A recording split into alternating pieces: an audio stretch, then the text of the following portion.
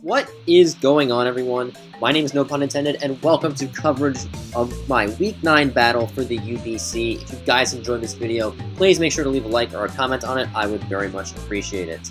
Anyway, today we are taking on Ben, aka ShinySableye17. He's the coach of the Baltimore Oriolus, yet another interim coach that we are taking on.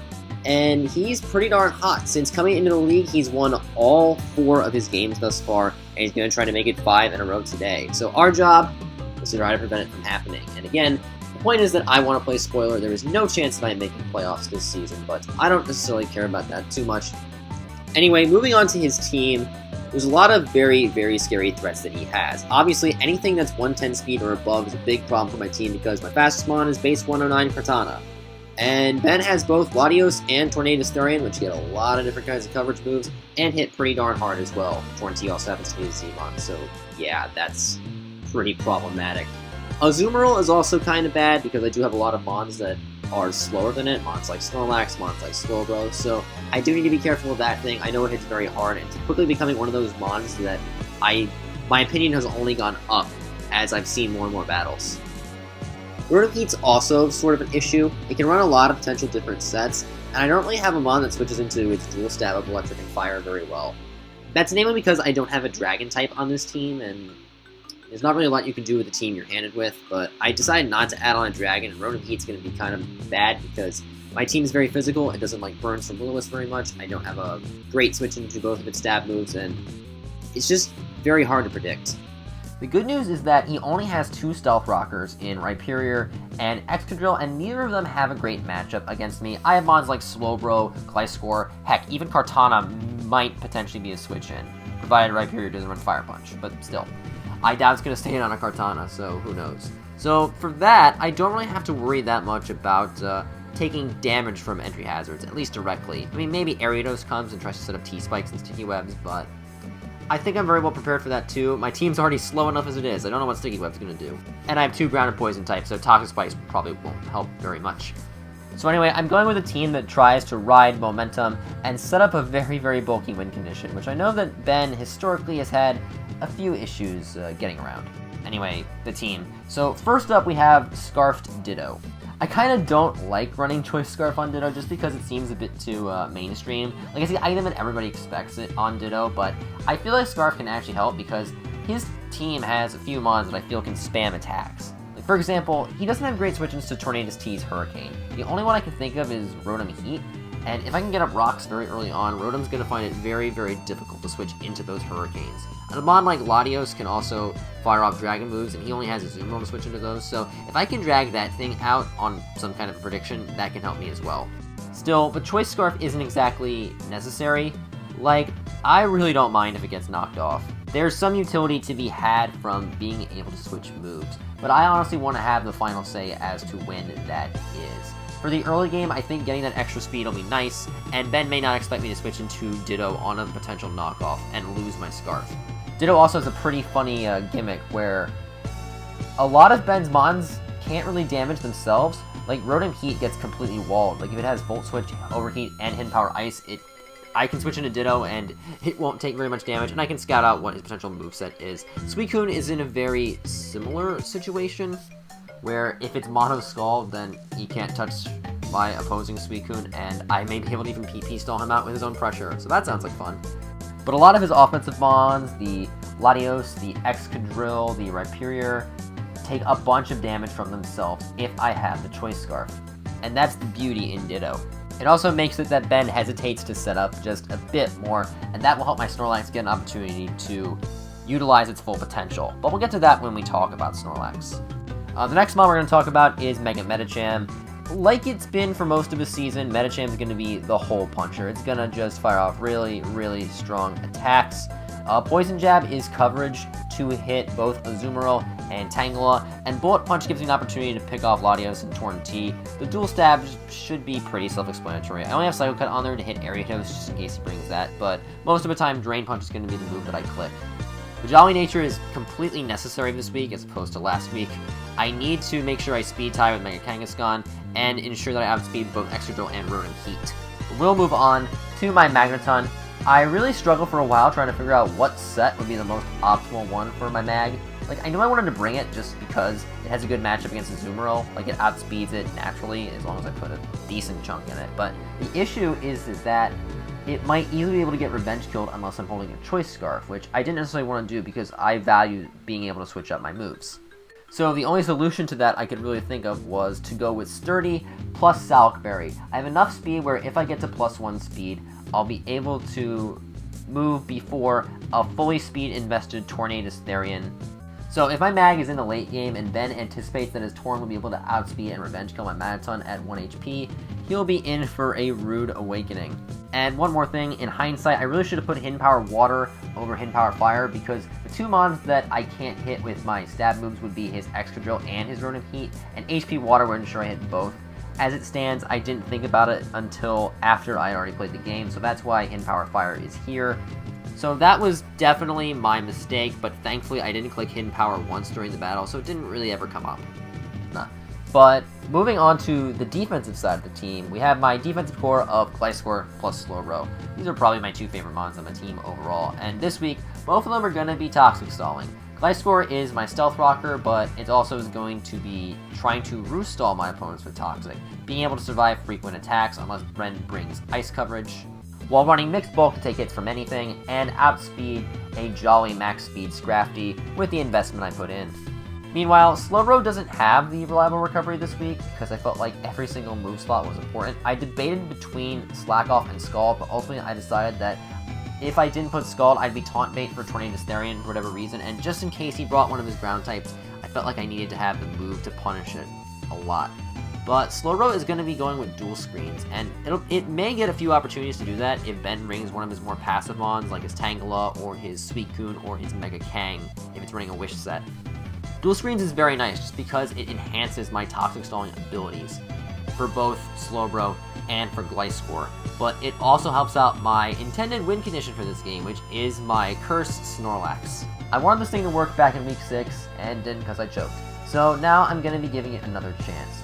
The good news for Lax is that Ben does not have a Ghost type on his team, and his fighting type is Scrafty, which needs to set up in order to get a decent amount of attack to hit me hard. But thanks to Snorlax's great natural bulk, and some help from the dual screens on my Slowbro, it should be able to find an opportunity to get up its curses very early on, and then hopefully overwhelm Ben with his power. And that wraps up our team builder for week 9. Now, the 6 mons Ben brought were not very surprising. He brought the 4 threats that I mentioned earlier. He also brought Tangela, I guess because I don't have a fire type or a proper flying type on my team, the only one being Gliscor. So yeah, it's got a pretty good matchup as well, as most grass types do against my team. And then Scrafty as the fighting type in order to hit Snorlax and Kartana for weakness. The other key observation I made in team preview is that he didn't bring either of his electric immunities, his Excadrill or Rhyperior, so Magneton is actually a very safe lead. Even if he starts off with the Rotom Heat, I can pivot into my Ditto, who can tank any attack from it, and then move from there. And now that I have my strategy in place, let's start the replay. So Ben leads off with his Azumarill, and right away I do have the lead matchup. It's not something I always get, so I do appreciate it. Now, I thought about clicking a Volt Switch here and getting some momentum, but I felt like on the off chance he stayed in with the Azumarill and tried to just tank the hit, I didn't want anything else switching into something like a Liquidation, but that was really not very smart. Azumarill is not meant to be played in that sort of manner. As Ben's going to bring in the Tangela, it doesn't take all that much from a Thunderbolt, so it definitely is bulky. But I know that I can bring in my Ditto on the Tangela, and regardless of how much damage Tangela can deal to me, I will get some Regenerator health, and I actually don't mind if it knocks off the Choice Scarf, as it does here. Once again, Ditto is in a position where I'm okay with it being able to switch moves at the cost of not guaranteed outspeeding. And I can see that his moveset right now is Giga Drain, Hidden Power, Knockoff, and Leech Seed. Leech Seed especially is going to be kinda bad for my bulky walls, just because they're not going to get the opportunity to settle down without having their HP drained. But after witnessing his moveset, I noticed that he's not going to be very likely to click Knockoff here on an opposing Tangela that doesn't have an item right now. So anticipating him to either switch out or try to go for some kind of hidden power, I'm guessing fire for Kartana, I'm going to pull a hard double into my Gliscor to activate my Toxic Orb, playing aggressively with Gliscor in order to get that poison recovery has been very successful for me this season. One of the few things I've done consistently well, as Ben brings in his Tornadus Therian, and I don't know what to expect from it. So, in order to see the moveset, I'm going to go into my Ditto once again. Ben clicks U-turn, switches out, and goes directly into his Rotom Heat, who's actually a pretty good switch-in for his Torn set, as the moves he carries are Hurricane, Focus Blast, Knockoff, and U-turn. This is not a mon I want to stay in with my Ditto, so I'm going to switch back into my Gliscor in case he clicks Volt Switch and tries to get out of there. In this case, I can fire off a Toxic and poison something, but instead Ben makes the hard double, goes into Torn T, pretty good play on his end. But again, having seen his moveset, I know the best thing he can hit me with is the Hurricane, and my Gliscor has a decent amount of special defense investment, so I feel pretty comfortable just setting up my Stealth Rocks here. Gliscor takes 45% for the Hurricane, and knowing I can stomach another one, I click Roost in order to keep it relatively healthy. But again, Ben's going to make a hard read, switch into Azumarill, and now it is time for the gut check. My switches to this Azumarill are pretty much non-existent. I know Slowbro can tank at least one hit, but there's nothing he can really do back to Azumarill except set up a Toxic or go for Reflect. And if he has Knockoff, then I just lose my Light Clay. My screens are gonna not be nearly as effective as they would be without it. And so going into Slowbro is definitely not ideal. Staying in with Gliscor also isn't ideal because I think it dies to a single Liquidation from a Banded set. So I'm trying to figure out a solution, and I decide, you know what? Ditto covers both the knockoff play and the liquidation play because it actually resists both attacks, and then I can fire off whatever move I want to back onto Ben's Azumarill. What could possibly go wrong? Oh my god. Oh my god! Bad touch! Yeah, that could go wrong. If you want to see the downside to my normally aggressive reads, that is the downside. You lose Mons very easily if your opponent makes the right prediction. I had no idea he would go for Play Rough there. I didn't even know if he would have Play Rough for my team, because the only Mon that's weak to a Fairy-type move on it is my Mega Medicham. And it seems like Ben would need to run Ice Punch, Knockoff, and Superpower as coverage moves for my team. Ice Punch hitting Vileplume, Knockoff hitting Slowbro, and Superpower hitting Kartana and Snorlax. Also, he needs Aqua Jet for priority. So it made sense in my head to switch into Ditto on the Azumarill in order to scout it out. But yeah, that's why Ben's making playoffs and I'm not. Now I have to figure out how to win after losing both one of my best offensive Pokemon and one of my best defensive Pokemon for this game. I do know that I can bring in my Magneton and just Volt Switch on the Azumarill to get some big damage on it, as Ben switches into Tangle yet again. This time I am able to grab some momentum, as well as find an opportunity to bring in my Medicham and Mega Evolve. I'm just going to click Poison Jab, hoping it may even knock out the Tangela, but she is a bulky girl. Only takes 42% from the Poison Jab. And with another attack, I should be able to take him out, especially after I get the Poison here, as Ben throws a Leech Seed onto my Mega Medicham, and this Leech Seed is going to be the bane of my existence. Because Ben's going to decide to preserve the Tangela, he switches into his Rotom Heat on another Poison Jab. I bring it down to a pretty good range of health, and I would be able to kill it with a Drain Punch, except the Leech Seed is going to put him just out of range for that, as that damage roll tells me that this Rotom is max physically defensive. Now, I thought he would Volt Switch here, so I'm going to make a hard read into my Gliscor, because most defensive Rotoms don't carry Hidden Power Ice, but instead Ben makes another hard swap, and is able to get into his Latios. That's fine though, because I do have the opportunity to Toxic the Latios. It probably doesn't have Ice Beam, but instead I'm going to go into the Slowbro. I'm anticipating Draco Meteor, and doing the same thing I did last week against Bill, where I can come in on a Draco, survive, and then use Regen to get my health back. But instead, Ben switches into his Tangela, and while I know that type-wise this isn't the best matchup for Slowbro, it's really my only chance to set up screens, because Tangela is the most passive-ish Mon that Ben has. I was hoping he'd bring Suicune or Mega Kangaskhan so I'd have a better chance to set up the screens, but unfortunately I have to set them up against a Grass type. And I'm going to pay for it dearly, as Ben's able to snag a critical hit with his Giga Drain. It does an additional 22% to my Slowbro that it wouldn't have done before that, as I set up the light screen. Now, that 22% is going to become important in a couple of turns, so remember that. We'll get back to it later. Regardless, because I didn't put Slack Off on my Slowbro, I can't stay in if I want to keep it healthy, so I'm going to pivot into my Mega Medicham, as Ben goes for yet another Leech Seed. I really hate Leech Seed, guys. It's going to become apparent soon why I do. But knowing that Poison Jab can't quite KO the Tangela from here, I'm just going to click Drain Punch to try to get as much health back on my Medi as humanly possible. I'm getting worn down quite quickly, however, by the combination of the Giga Drain and the Leech Seed. But I just need to keep powering through this. If I can land another Poison Jab on the Tangela, I'll be able to knock it out, but Ben switches into Tornadus Therian. Admittedly, it does not take this Poison Jab well, and it would be in range of my Bullet Punch if not for the stupid Leech Seed. Now, assuming that he sped crept Kartana and put a little bit of his investment in HP, it is a roll in his favor to survive. I really want to keep my Mega Medicham around because it still has the Bullet Punch priority, and it's my main way of getting around the Tangela.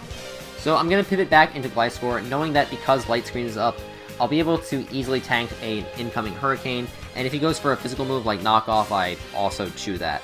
I get back up to near full HP, and now I am free to just click Toxic and poison whatever he goes into. If he chooses Tangela, which is the only mon that already has been status to this point, then I can still feel comfortable pivoting into my Slowbro on an incoming Giga Drain and then just getting screens up again. And Ben brings in the Scrafty for the first time in the match. The fact that it doesn't have Intimidate leads me to believe it's a more offensive set, potentially with Moxie. And even though this Scrafty is now Toxic, I don't want to take any chances with the fact that this thing might potentially have Shed Skin as its ability, so I'm just going to repeatedly click Earthquake even if he sets up on me. I know that Scrafty does get Ice Punch, but I don't particularly care, because 3 of Ben's mons I can't hit with Earthquake, a 4th in Tangela resists, and a 5th in Azumarill completely bodies Gliscor with any water or ice move. So I'm more than fine with exchanging Gliscor in order to kill this Scrafty. Still, watch Gliscor tank this Ice Punch, survive with 8% of its max HP, and get off an Earthquake to put Scrafty in range of the Toxic. I definitely have a newfound level of respect for Gliscor as a mon in the draft format, and did everything I could have asked for it in this game. But really, I should have been paying more attention as Gliscor died, because the move that Ben clicked here is Dragon Pulse, and that's a clear sign that this Latios is a setup variant, because there's no other reason for him to choose Dragon Pulse over Draco Meteor, unless you wanted to preserve your special attack while setting up. So what I really should have done was gone into my Snorlax and attempted to set up alongside him, or gone into Slowbro and gotten up my screens. Instead, I decided to go into Magneton and try to kill him off with Flash Cannon repeatedly, but he's going to get special defense boost for the Calm Mind, and I'm just like, I think I really misinterpreted the situation. I decided to get out of there with Magneton as soon as I can, and Volt Switch into my Slowbro, and this is where that extra 22% damage that the crit Giga Drain did is going to come back and cost me. At +2 special attack, Latios' Dragon Pulse deals to my Slowbro spread 75 to 88% damage. I'm at 68 right now, so I die automatically. Without the crit, I would have been at 90, and I would have been able to survive and get off a Toxic in order to wear down this Latios and prevent it from being able to stall me out with Roosts and Calm Minds. And I don't really have another mon to switch into it. If I just go into Mag on the Dragon Pulse, if he has Roost and Calm Mind, he can just continually set up to +6 and then sweep the rest of my team. So I have to sack Bro here, and I decide just to go back into my Magneton for some reason, because I'm kind of panicking. I panic a lot when the setup thing happens, just refer back to week 6. And I'm kind of hoping maybe he doesn't have Recover for whatever reason, and he brought another attacking move, but nah, Ben is good at making sets. And so my Magneton now looks really stupid. He's going to get up a 3rd Calm Mind, and I realize I have to go into my Snorlax right here because it's my only chance of surviving an attack from a +3 Latios. Now, the reason that all this kind of happened is that I didn't anticipate Ben to bring a Calm Mind Latios set, because I had a Ditto to potentially copy his stat boost if he set up too much, and I had a Mimikyu who had Disguise and could easily revenge kill a Lati no matter how many boosts it had. And that's the theme of this game. I make assumptions, and those assumptions are completely wrong. But Snorlax is actually able to survive a +3 Psyshock from Latios and revenge it with Return. I don't know how that happened. But Snorlax is actually really good. In the hands of a coach that's a bit more skilled than I am, I'm sure it'll do great things. But the mon that I designated as my win condition is now at 12%, and it gets outsped by everything on the Oriolus squad, especially Tornadus T. There was no chance I could preserve Snorlax. I could not get the rest off on anything he had. Instead, I have to switch into my Magneton, and what I probably should have done if I really wanted to win this game was swapped into Medicham on the predicted Fighting Z move, because I knew 100% that his Torn T was Fightinium Z, so that he could hit my Snorlax. And then I could have banked off of Focus Blast missing, but even then, that's only about a 30% chance. I am able to revenge the Tornadus with my Magneton, but because I'm at 1% health, Azumarill can just come in, click Banded Aqua Jet twice, and that is going to be the game. And before I say anything else, good game to Ben, and congrats on the playoff berth. Now on to me. If any of you guys are wondering why I continually say that I'm not the greatest Draft League player in the world, the Ditto play against Azumarill and the Magneton play against Latios are 2 examples of why I feel that way. Apparently, everyone else can get away with making really, really aggressive plays, but I haven't learned quite how to do that yet. It always just seems like whenever I make a seemingly safe aggressive play, it doesn't get me anywhere, and whenever I make a really, really aggressive play that nobody will be able to predict, they just happen to click the right move anyway. I don't know what to expect anymore. I'm guessing I'm doing it wrong, but I can't figure it out, and it's just really, really frustrating. It makes me question whether or not I want to keep uploading Draft League, because I don't necessarily enjoy the battling so much as I do making the videos, doing all the somewhat fancy stuff with it, and commentating over what I think. And I thought at a time that commentating over my matches helped me determine how to play, but it doesn't seem like it's working well anymore. But we have one game to go for me to at least attempt to figure that out. Hopefully we can get a win before UBC Season 6 ends. Until we get to that point, thank you all for watching. Please make sure to leave a like or a comment on the video if you enjoyed, and subscribe to the channel for more Pokemon-related content. Not sure how Draft League is going to go. We'll see. But until next time, take care.